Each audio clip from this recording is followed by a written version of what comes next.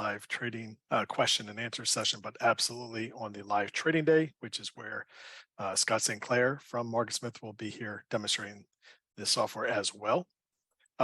Quick housekeeping note reminder that tonight, 6 p.m. Eastern time today, rather 6 p.m. New York time will be the replay of this morning's session. You are welcome to come back and watch it again, which I highly encourage. There's a lot of information that you guys are getting. Of course, the more you see it, the more you'll absorb of it.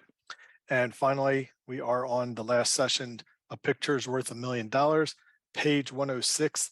This last session should last just about an hour, and we'll wrap up then at that time or after the session's over. For the question and answer session for tomorrow, you can email me questions that you have. Try to put them all together on one email. Don't send me 5 emails for 5 questions, please. And that will be something you can do after the session today. And that will get us ready for tomorrow's Q&A session with Mark. All right, let's get back to Mark and Mark for Picture Worth $1 Million.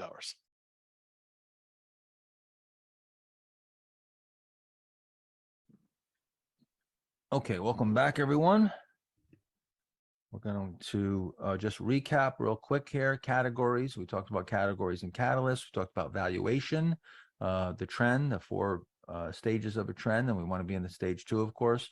And then we just spoke about fundamentals. Remember, with fundamentals, I'm looking at 3 things: earnings, sales, and margins. Bunch of ways to slice and dice it, but the main things I'm looking at are earnings, sales, and margins. And the real key is to always compare those and use differential disclosure to make sure that it makes sense. You know, if you got the earnings and the sales and everything looks good, that's great fundamentally, but you still have to make sure it's confirmed by the technicals. We're going to get into some of the technicals now. And again, we are still in a mode of aerial mode here. All right, we went from satellite to aerial, and we're going to start zooming into overhead here soon. But we're going to start off with some perspective here, and this section, A Picture is Worth $1 Million. We're going to identify the price action and look at what we're looking at technically to again confirm that differential disclosure. Confirm that those fundamentals are indeed being recognized in the marketplace, and that institutions are in there buying the stock, and we're not swimming against the tide. So first thing, and I used to pose this as questions a lot of times when we did the in-person events. There's 3 things here: the long-term trend, the current price action, and a low-risk entry point. And in chronological order, it's real important that as we're going through this in chronological order, you understand that there is a chronology to this. It's real important. Like the current price action is meaningless if it's not within a long-term uptrend. As a matter of fact, it could mean just the opposite. If you have, a stock maybe forming a base in a long-term downtrend, it could be a short. That would be what we call a ledge, and we would be looking to short it. So, and the low risk entry point is only going to be as good as where it resides within the current chart price action. So, and the fundamentals are only going to be as good as they're being confirmed by this price action. So there's a chronology, and everything's relative. So again, your shorter term trend or your shorter term price action is only as good as the long term trend, and the current entry point is only good as the current or the shorter term action is only good as the intermediate term action. So now there's a number of, we can get into the names. I don't usually like to get into too much of labels, but you're going to hear cup completion cheat, load cheat, cup with handle, which you know from William O'Neill, of course, double bottom, Darvas box, power play. These are basically the 5 technical patterns, if you will, or price action that we use. Now, really, we don't really go outside of this very much, and we're going to talk about volatility contraction pattern, and that's pretty much a characteristic of all these various patterns or vernaculars that we're going to use. The time that we're going to spend in or looking for stocks and bases and consolidating before we buy in this stage 2 uptrend are going to be anywhere from 2 to 6 weeks to as much as 65 weeks, depending on how what the market is like and what we're getting as far as coming from the individual stocks. So a few things that we need to talk about, and one is, and again, it's not enough just to show you what works.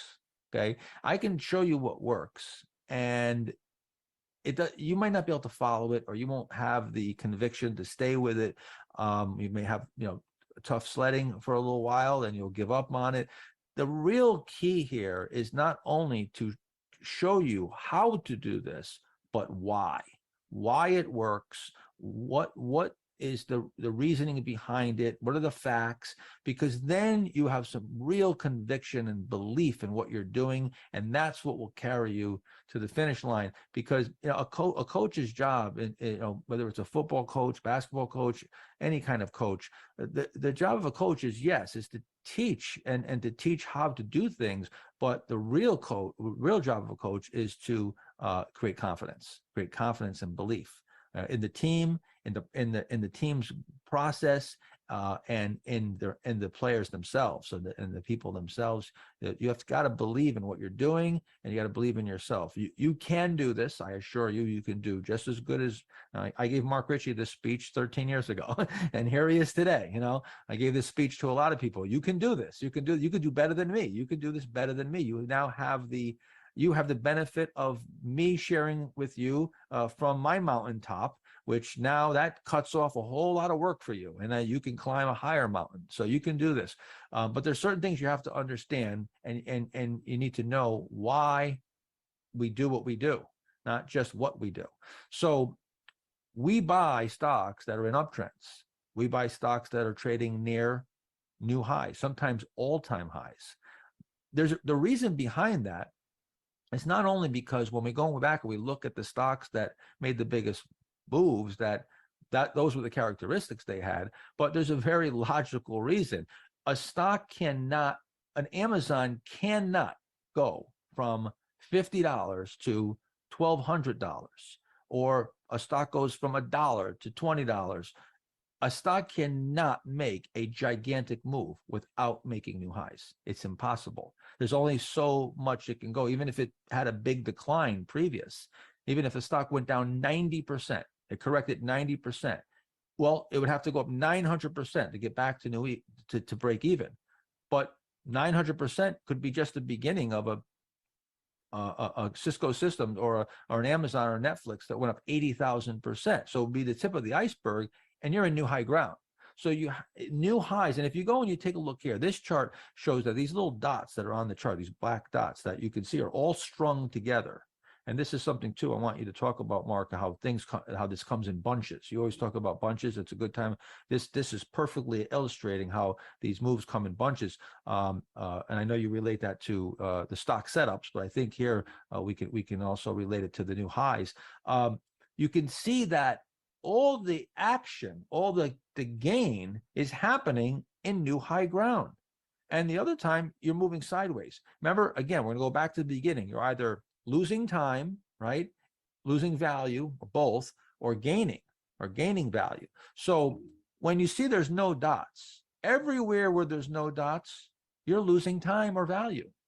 The only time you're gaining value is when there's dots, new highs. This is Microsoft. Let's look at a couple here. Just to add too, Mark, if you look at that chart, just look how orderly in a number of these moves too, how the stock just quickly continues to move into new high ground. And part of that is also because, when stock, think about the psychology, when a stock makes new highs, no one's panicking.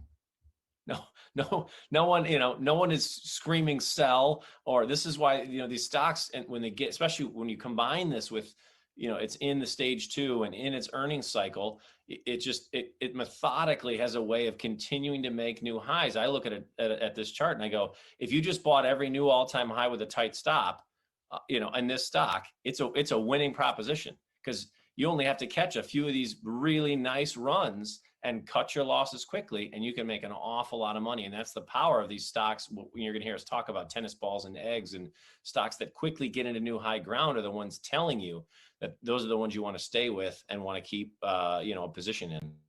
And the reason why that's true, where you can, what Mark Ritchie just said, you could buy, if you just bought each all-time high and put a relatively tight stop, you made a fortune here, is because of the tailwind, because it's in a stage 2 uptrend. It's got the earnings, the institutions are in there supporting it, and they're fueling this. Okay, so let's look at another one here. Let's look at Monster. We talked about Monster earlier, so take a look at Monster. Look at all the price progress.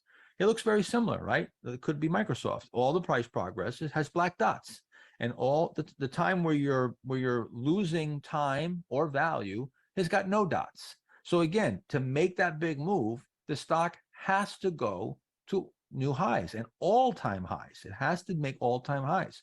So the first rule is you can't be afraid of stocks that are making new highs. Now, a stock will top at an all-time high too.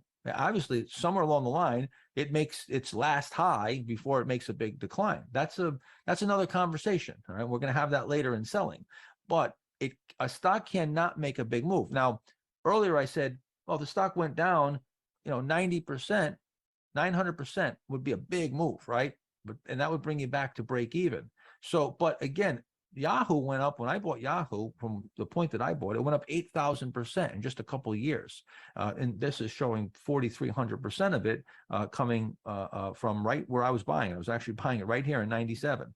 That stock had a correction and had gone up already 170%. But the big move was all in new high ground.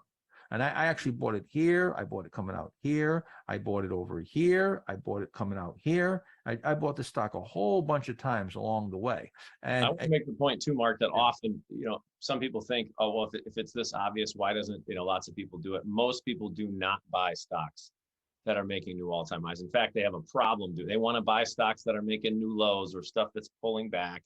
And I was one of the first master trader programs. I think you started this section by saying, who here wants to buy a stock, at new all-time highs? And I stuck my hand up, and there was like, you look around the room and 80% of the hands are down. It takes some getting used to, but the whole point here is, this is where the power really is. If it's going to make an enormous move, it's going to continually be making new all-time highs. Okay, Mark Ritchie just made a really, really great, or asked a really great question. I want to give you the answer, and is if it's so obvious, if it's so easy as buying stocks at new highs, which it's not easy, there's more to it. Why isn't everybody doing it? Why isn't everybody doing a particular strategy? If you've made all this money, you've done so well, why isn't everybody doing this? Why? The secret is out. I wrote books. Bill O'Neill wrote books. Well, let me ask you this. Why isn't everybody thin and in shape? I mean, everybody knows you exercise and you eat healthy, or you eat less and you exercise. Why isn't everybody in shape? Because, well, first of all, that's not a priority for everybody. Second of all, discipline. Discipline's the real reason. Discipline, skill, knowledge, belief, dedication, all kinds of things that go well beyond just the information. Just because you have the information doesn't mean anything. It's what you do with the information. And it's not a straight road to success. There's a, just like if you're overweight, you don't just go from being 100 pounds overweight to being in shape. There's a lot of work. There's a lot of dedication. There's a lot of belief. There's a lot of tough days along the way. So no different. That's why. Another golden tangent, and for success in anything in life, by the way, not just stock trading. Yeah, absolutely. So Taser, here's another one. I was actually buying Taser past this point where it started making new all-time highs here. But again, see all the black dots? See, all the progress is made in black dots. Stock from the lows, it had a big correction, went up 540%, but the big move was after it was already in a stage 2 uptrend, a powerful uptrend, making new highs. Stock has to make new highs to make a big move. All right. So again, we'll give you a little perspective here. When do you look for stocks making new highs? One of the best times, and we happen to be in a bear market right now, this is the time where you want to start looking real carefully for the stocks that are trading near new highs, because big winners emerge from bear markets and corrections.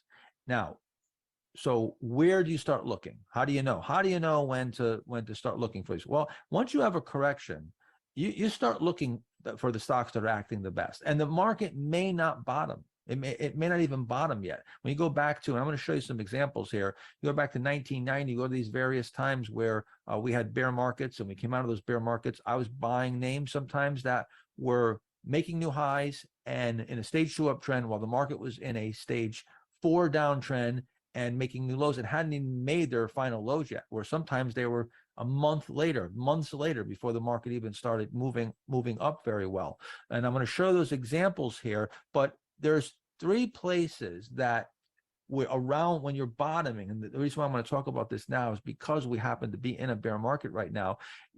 Predictive is where you have stocks that set up and they start emerging and making new highs before, and you're only going to know this in hindsight, by the way. You're only going to know this in hindsight. You're going to see the market maybe is turning up. You get some stocks setting up, breaking out of bases, moving to new high ground, but then the market goes to lower lows. Now you will know that that was a predictive setup, and you've got to judge it and see how it's acting and so forth.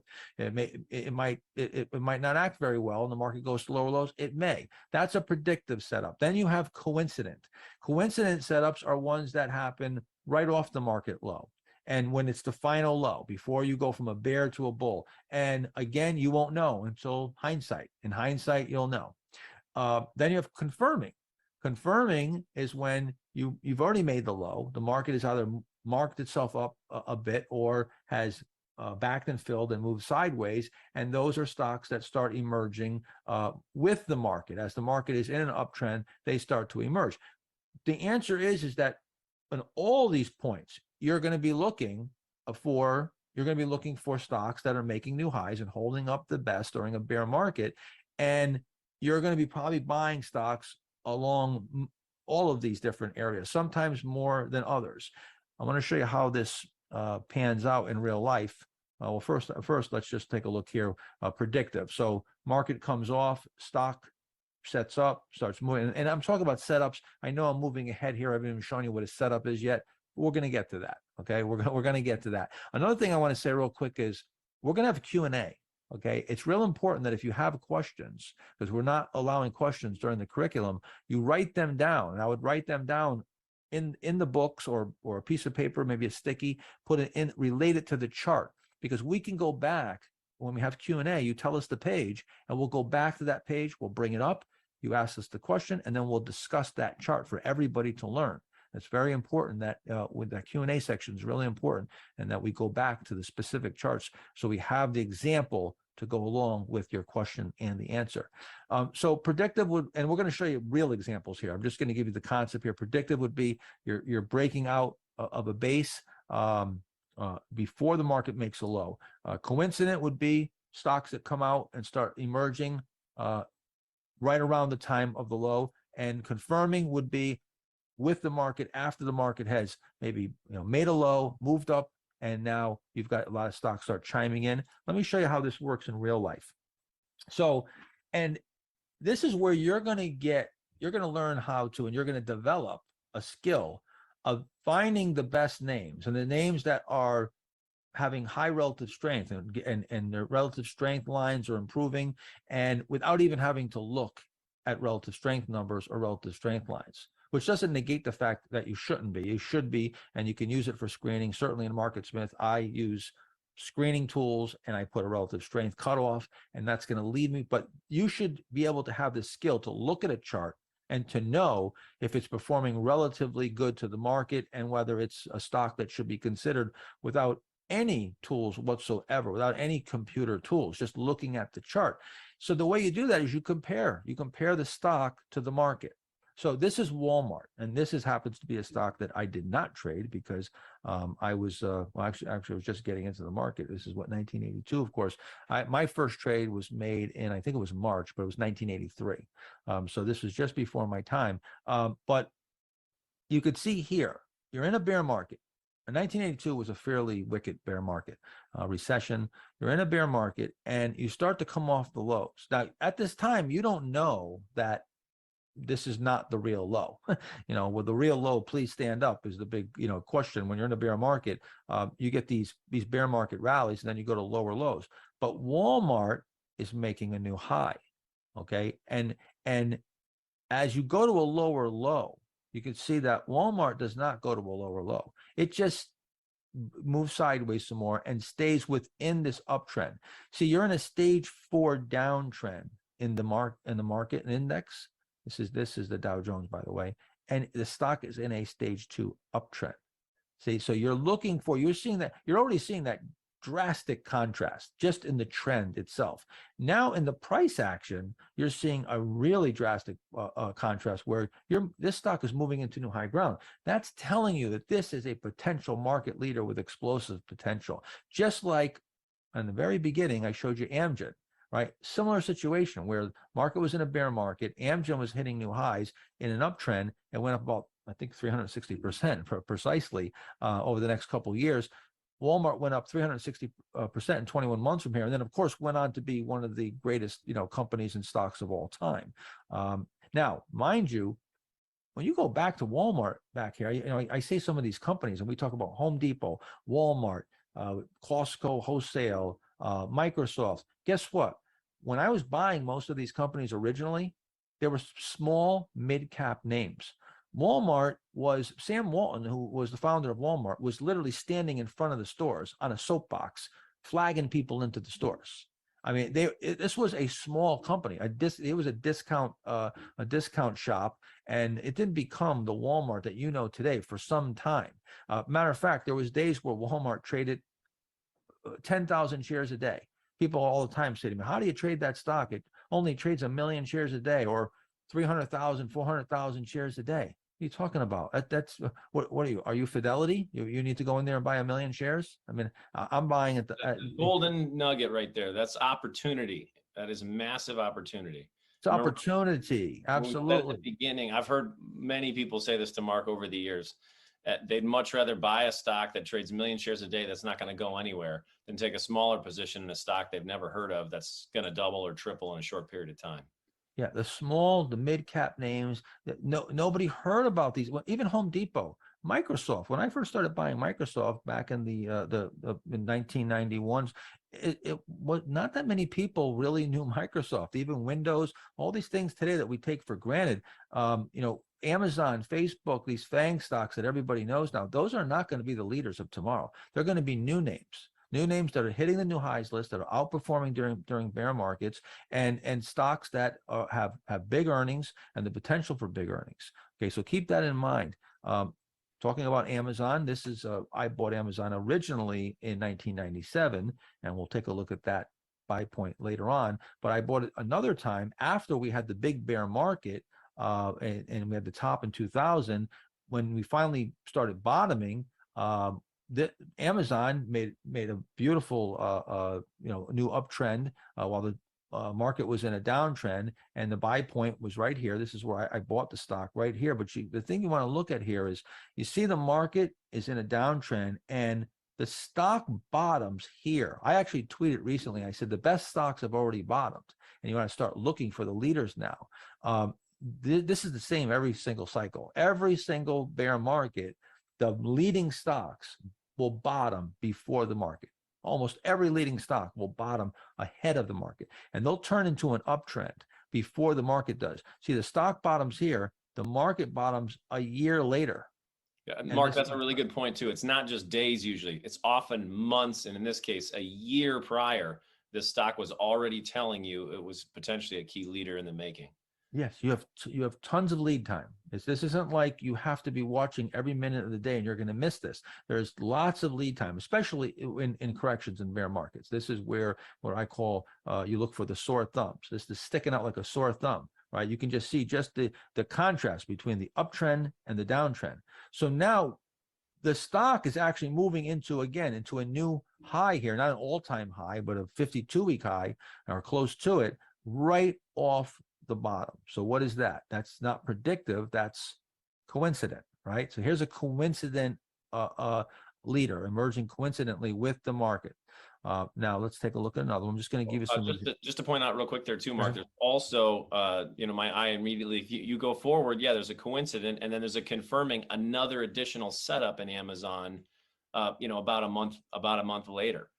Yeah. Oh, yeah. Oh, you went through a number of bases here. One more thing too. Look at where the market turns into an uptrend. See, stock bottoms, market bottoms. Stock turns into an uptrend, market turns into uptrend. This is why it's called a leader, because they lead. All right. All right. Let me show you another one. One you might have heard of, Apple. So this is going back to 2004. Again, while the market is starting a correction, Apple is moving into new high ground. Right. This is a new high. And as the market goes lower, it just causes Apple to move sideways. And then another new high. And then again, the market goes even lower. And now you get another emergence here and into new high ground. So this was way predictive.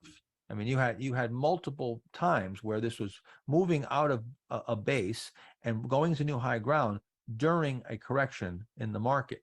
I actually bought this. I bought this over here, and I bought some over here. I can't remember if I bought it here. I don't remember if I bought this, but I know I bought here, and I actually bought some over here. Let's see here. Let's look at eBay.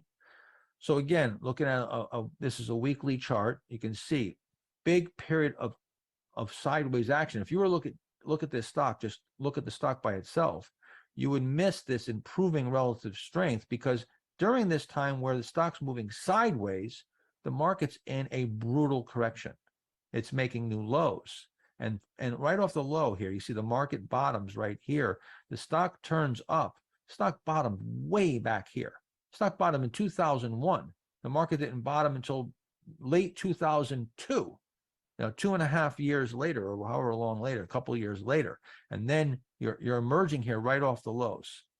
This is really timely for the environment we're in right now for folks as well, to say that, the key leaders have probably made the lows, to your point, Mark. It may take time, but it's worth waiting for. And they should be sticking out, like you said, like sore thumbs.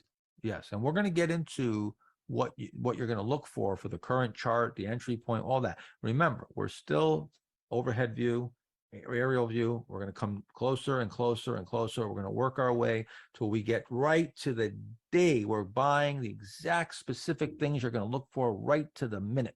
All right. So we're going to get there, but it's going to take some time. Just got to give you more perspective here. So again, lumber liquidators, stock we showed before, that leverage, right? That leverage, flat market, right? Market went nowhere. It did rally, but then it had this correction. Over this time, you're basically flat, but lumber liquidator is up 90%. You can see again, it's coming out right off the lows. Coincident, all right? Show you a couple more. Humana, this goes all the way back to the 1970s. I was only 13 years old at this time. I was not trading, but perfect, coming into new high ground right off the low. That's a coincident move. 1,000% in 38 months from that point. And that's from and again, I want to point out something else too. I should have said this earlier, but these prices that you'll see that might be 20 cents, 30 cents, these are adjusted for splits. That was not the price. That's adjusted for splits. So we're not going to be buying stocks. Normally, we're not buying any stocks that are below $10 or $12. Occasionally, we go into the single digits, $5, $6 might be the lowest. But those really low, the penny stocks, this doesn't really apply, to the really low price. That's what we refer to as the junk pile. You got to have some quality and some liquidity. Again, the reason why also we would stay away from the really low price, there's a number of reasons. One, they're more volatile, they're more risky, they're generally of lower quality. You're eliminating a big part of your firepower. So we want those institutions, right? We talk about the institutions. Well, when you get into a stock that's $1, $2, $3, only low-priced funds can buy them. The big funds, they can't even buy them. They're too low priced. They're not of high enough quality. They got to buy so many shares, many more shares. Imagine if you're buying a stock that's trading at $2,000 versus a stock that's trading at $2. Do the math. You got to buy $10 million worth of stock how many shares do you have to buy? So again, you're going to defeat the purpose. You're going to move the stock, and these big funds will have a hard time buying those. So there's a number of reasons why you want to stay away from the really low price, but these weren't low priced when they were traded. These are just adjusted for splits, and because they made such big moves, it takes it down to such low prices on the scale. Let's take a look. Now, this one, of course, you remember this well, Mark, Pharmacyclics. This went up and eventually got bought 2,500% in just 42 months. This is one that I was buying, and this was actually a low price stock at the time. I don't know if this was split. I thought it was about $10, but you probably remember better than me. This was the rare exception, and this was a power play, which we'll get into, for why we would entertain a